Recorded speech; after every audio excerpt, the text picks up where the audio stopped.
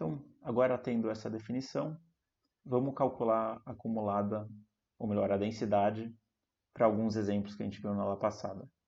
Então, vamos começar com o exemplo contínuo.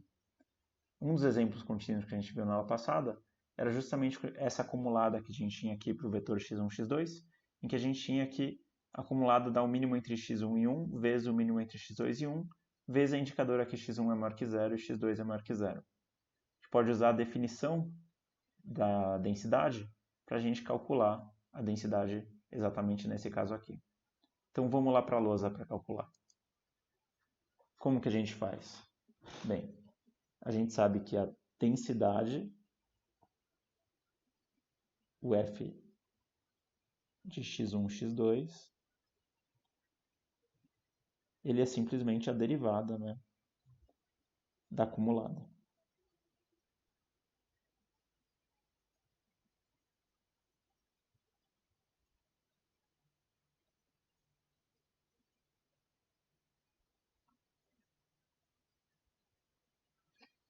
E daí a questão é como que a gente calcula essa derivada.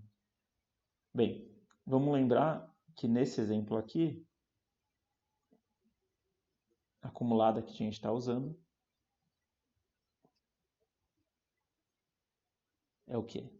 É o mínimo entre x1 e 1, mínimo entre x2 e 1, vezes a indicadora que x1 é maior que 0 e x2 é maior que 0. Então tem alguns casos que a gente tem que analisar na hora que a gente for calcular essa derivada. Quais são os casos?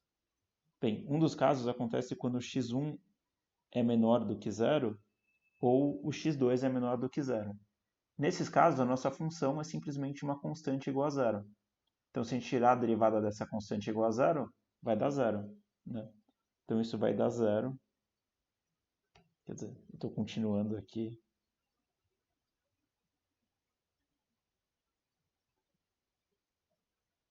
Se x1 é menor que 0, ou x2 é menor que 0.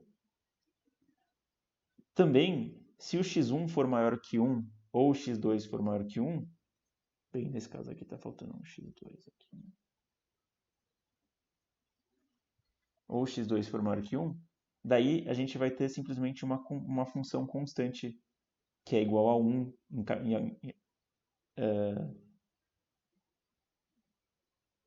no mínimo entre x1 e 1, ou que é igual a 1 no mínimo entre x2 e 1. Né? Bem, essa função constante igual a 1, quando a gente tirar a derivada, também vai ser 0.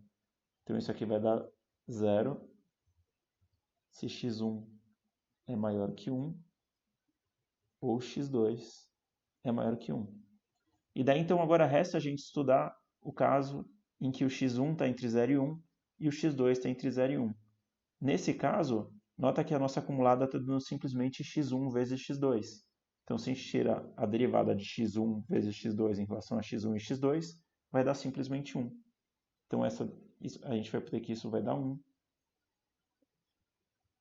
Se o 0 é menor que x1, que é menor que 1, e 0 é menor que x2, menor que 1. A gente pode escrever essa função que a gente obteve aqui de uma forma um pouco mais elegante. Né? Como que a gente faz isso? Nota que a nossa função só assume o valor 0 e só assume o valor 1. Então, basicamente, ela é uma função indicadora. A gente pode escrever ela como sendo o quê? Ela é igual à indicadora que 0 é menor que x1, que é menor que 1, vezes a indicadora de 0 menor que x2, menor que 1. Então, essa é a densidade que a gente está interessado. Agora, a gente pode ver um exemplo de uma densidade num exemplo discreto. A gente vai continuar isso no próximo vídeo.